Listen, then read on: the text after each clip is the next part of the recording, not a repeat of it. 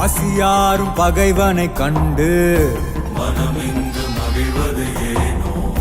விழியோர காணல் கண்ணீரில் பொய்யும் மெய்யாகுதோ கரையில் தன் நிழலினை கொண்டு அதை தேடி அலைவது ஏனோ அறியாமையாலே மண்ணெங்கும் இன்பம் உண்டாகுதோ